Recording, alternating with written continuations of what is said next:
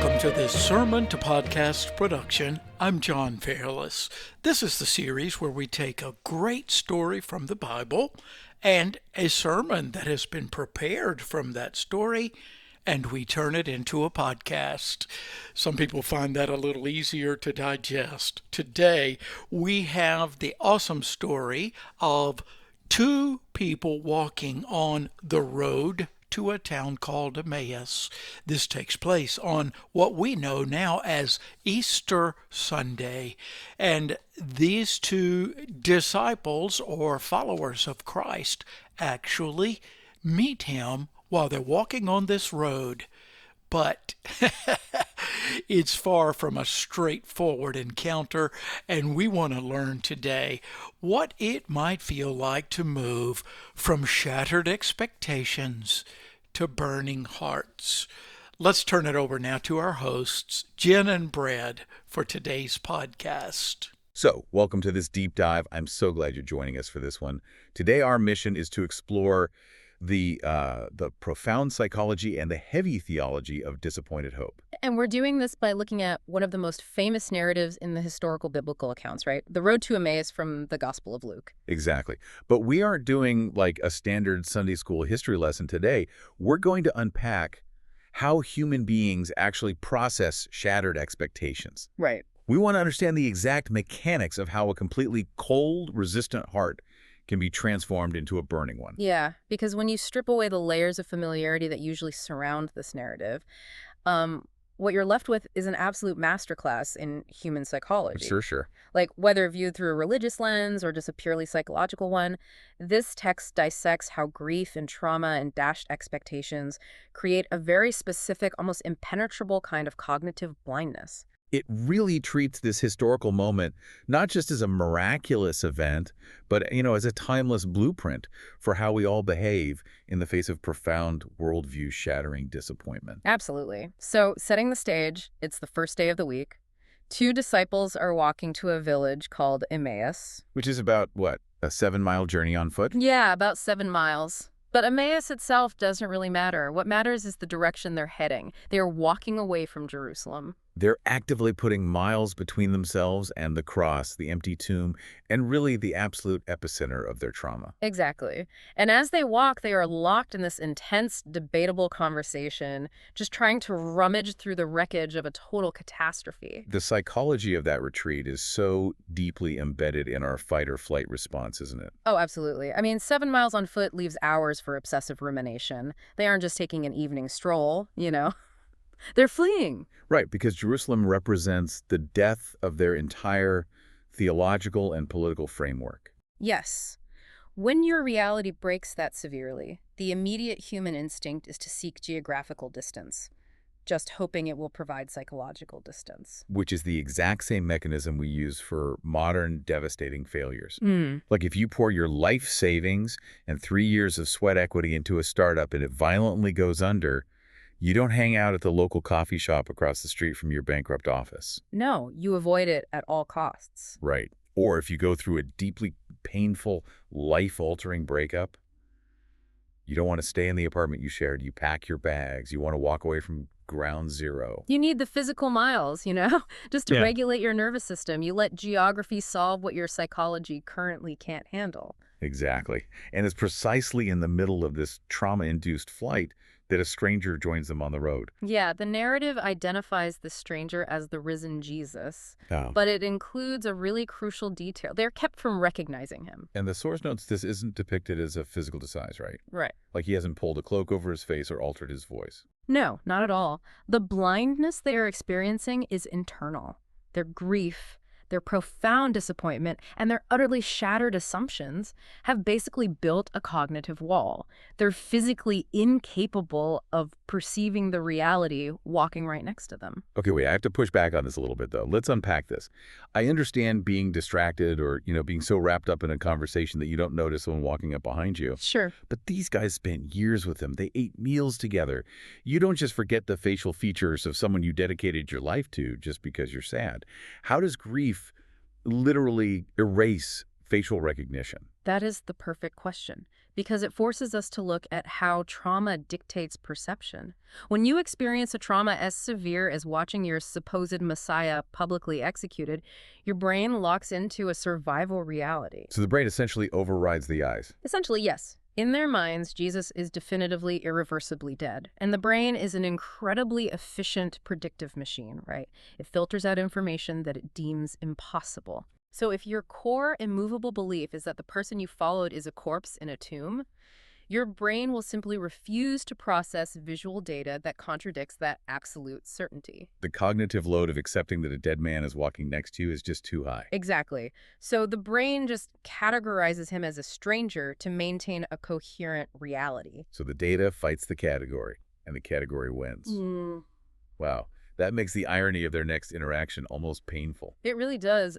When the stranger asks them what they're arguing about, they just stop dead in their tracks, downcast. And Cleopas essentially looks at this guy and asks, are you literally the only person visiting Jerusalem who has no idea what just happened? The absurdity of that moment is staggering. You have two devastated followers essentially mansplaining the crucifixion of Jesus to Jesus. Right, they're lecturing the central primary architect of the narrative about his own story. It really highlights the ultimate tragedy of their situation. Like, they possess incredibly detailed knowledge of the events, but their understanding of what those events actually mean is entirely bankrupt. Well, let's dig into that bankruptcy.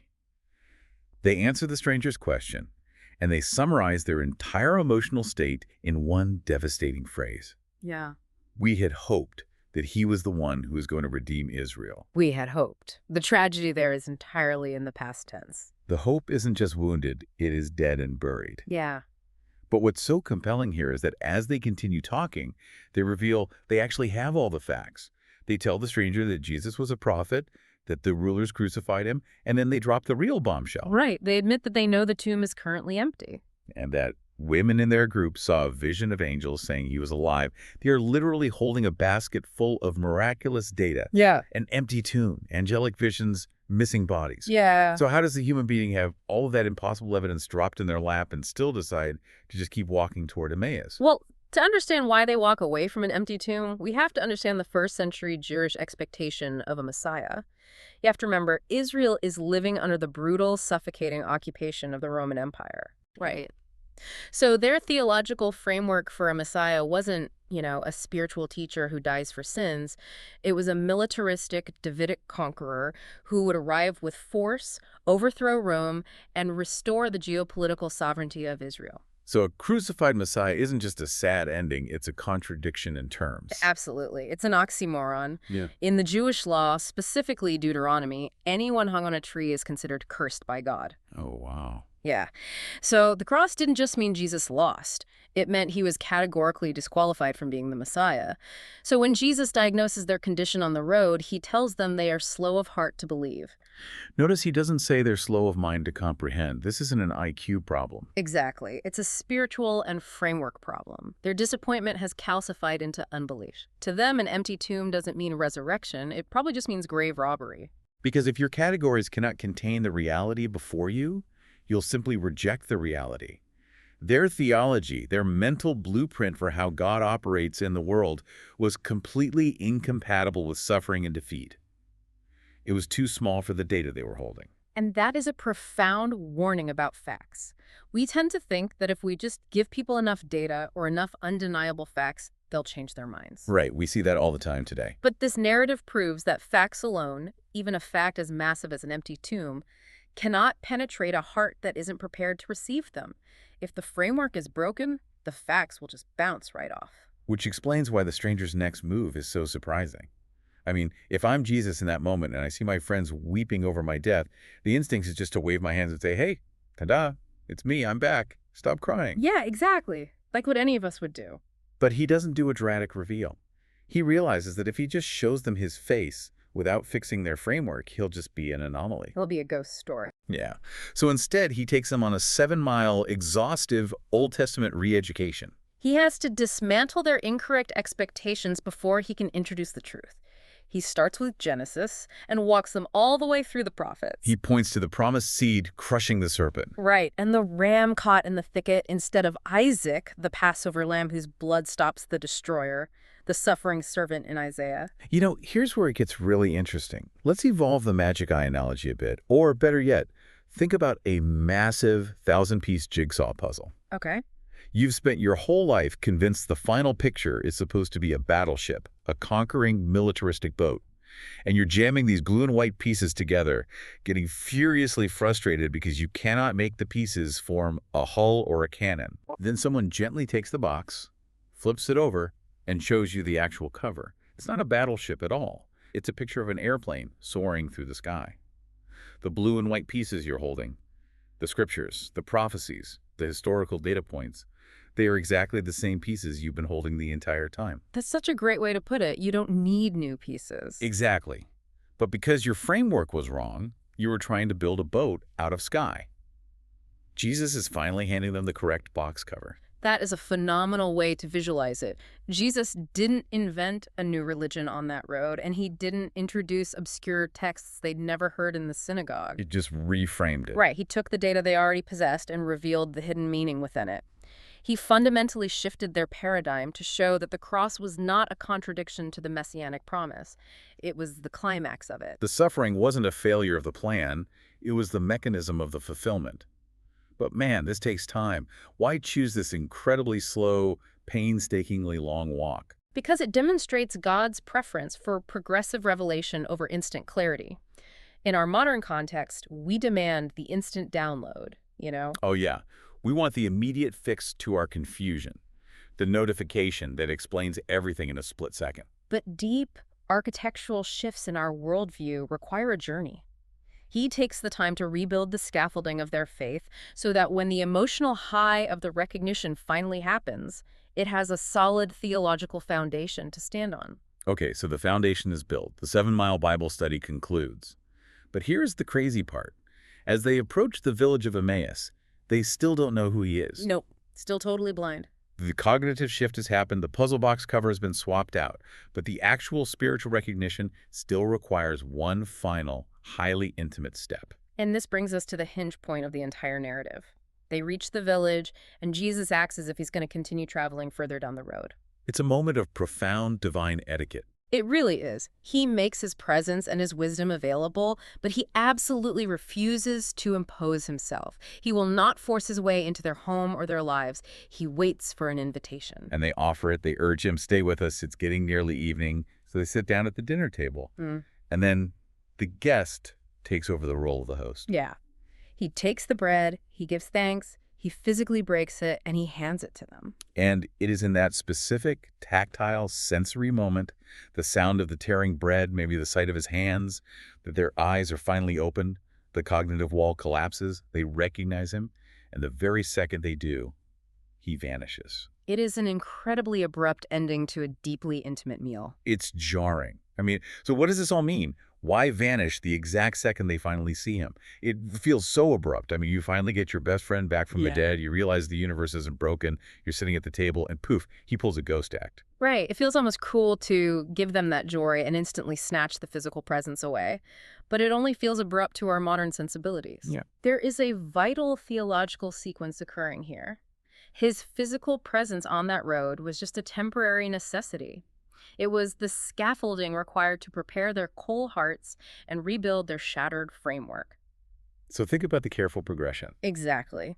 He walks with them unrecognized to draw out their grief.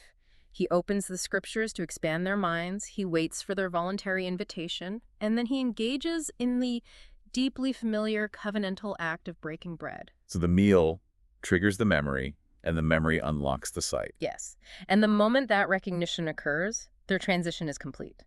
They move from relying on physical sight to possessing internal faith. Wow. If he had stayed sitting at that table, they would have clung to his physical, localized presence.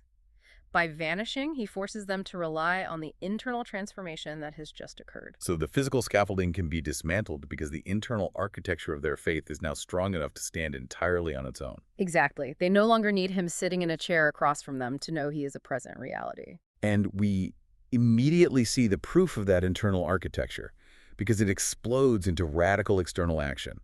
They look at each other, sitting there in this quiet room with pieces of torn bread on the table, and they ask each other, "Were not our hearts burning within us while he talked with us on the road?" It is perhaps the most evocative description of spiritual awakening available to us. They've transitioned from being slow of heart, which implies a state that is cold, cynical, closed off, and deeply self-protective, to having hearts that are ignited, responsive, and alive. And we must pay close attention to the specific fuel that kindled that fire. It was the synthesis of the word and the presence. Right. It wasn't just a dry, academic, intellectual exercise of connecting Old Testament dots. Yeah. And it wasn't merely a mystical, emotional feeling devoid of truth. It was truth and relationship operating simultaneously. And notice the absolute 180-degree turn in their behavior. Think about the physical toll of this day. They've walked 7 miles carrying the heavy burden of trauma. They were exhausted enough to start for the night. Oh, completely drained. But the moment the heart burns, the fatigue is irrelevant. Despite the late hour, despite the very real dangers of traveling Middle Eastern roads at night, they instantly get up and walk the 7 miles right back to Jerusalem in the pitch black. It really highlights the stark contrast between a cold heart and a burning one. You see, cold hearts analyze the wreckage from a safe, cynical distance. They withdraw into isolation. Yes, they protect themselves from further disappointment by fleeing community. But burning hearts, they're engines of urgency. They lean into risk. They immediately run back toward the very community and the very epicenter of trauma they were just fleeing hours before. Because the entire paradigm has shifted. I love looking at the contrast of the two journeys. On the walk away from Jerusalem, they had all the facts, but they were depressed, debating, and retreating. On the dark walk back to Jerusalem, they have the exact same fact. The exact same ones. The Romans are still in charge. Their religious leaders are still hostile. The geopolitical reality hasn't changed one bit. But their internal state has changed. And that changes everything about how they engage with the terrifying world around them. Which brings up a critical application for anyone trying to navigate their own disappointments. A burning heart in this context cannot be manufactured. Right. You cannot generate it through sheer willpower or forced positive thinking or emotional manipulation at some self-help seminar. It is exclusively the byproduct of a genuine encounter with truth, situated within the correct framework. You have to be willing to let your small categories be dismantled so that a larger reality can take up residence in your heart. Exactly. And that lands this deeply ancient narrative squarely in our laps today. If you are listening to this and you find yourself actively walking your own 7-mile road away from a shattered expectation, maybe it's an unanswered prayer, a collapsed career, a broken relationship, or just a total failure of the life blueprint you drew up for yourself, you have to ask yourself a difficult question. Are you staring at the magic eye poster of your life, holding all the correct data but demanding it look like a battleship? Exactly. Is your framework for how the universe or God or your life is supposed to operate technically rigid, causing your heart to grow slow and cynical? It is the most natural human tendency to lock ourselves into our own self-protective categories. We decide what is possible and we filter out anything that challenges that boundary. Right. But as this journey to Emmaus vividly demonstrates, the reality walking right beside you might be infinitely larger and far more redemptive than the tiny categories you've built to contain it. You just have to be willing to see it. So we'll leave you with one final provocative thought to mull over as you go about your day. When you are on your own road of profound disappointment, convinced you know exactly how the story ends, consider this. The stranger walking right beside you, the one interrupting your grief, might actually be the very answer you're looking for, operating in disguise. The question isn't whether they're there. The question is, are you willing to look past your shattered expectations, let go of your need for instant clarity, and simply invite them to stay with us? So that's it. Thanks for tuning in to this episode. Join us again next time. We'll have another sermon to podcast production. I'm John Fairless. So long.